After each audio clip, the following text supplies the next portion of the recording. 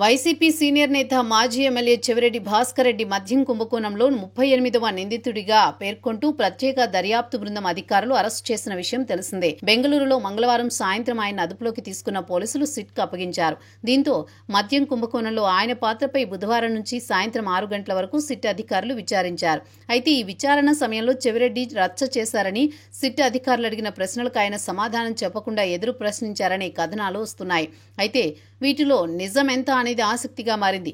ఈ వ్యవహారంపై సిట్ అధికారులు స్పందిస్తూ తమకు సహకరించని మాట వాస్తవమే అని చెప్పారు. తాము మొత్తం 27 ప్రశ్నలు అడిగామని, కానీ దేనికి ఆయన సరైన సమాధానం చెప్పలేదని తెలిపారు. ఈ ప్రశ్నలకు నేనే ఆన్సర్ చేయలేదు అని ఇంగ్లీష్లో రాసి సంతకం చేశారని పేర్కొన్నారు. కాగా ఈ మద్యం వ్యవహారంలో చెవిరెడ్డికి ఒకప్పటి driver AR head constable Madan Mohan Reddy ప్రస్తుతం ఆసుపత్రిలో ఉన్నాడు. ఆయనకు కూడా సిట్ అధికారులు 2 సార్లు విచారించారు. అప్పట్లోనూ సిట్ అధికారులు ఆయన్ను ఎదురు సమాధానం చెప్పారని పేర్కొన్నారు. ఈ వ్యవహారం ప్రస్తుతం డీజీపీ సమక్షంలో ఉందన్నారు. మరోవైపు మద్యం కుంభకోణంలో వచ్చిన లంచాలు, ముడుపుల వ్యవహారంలో చెవిరెడ్డి కొంతమేరకు పాత్ర పోషించారన్నది సిట్ అధికారులు చెబుతున్న మాట. ఎన్నికలకు ముందు ఆయన ఈ సొమ్మును పలు నియోజకవర్గాలకు రహస్యంగా పంపిణీ చేశారని తమకు సమాచారం ఉందని అంటున్నారు.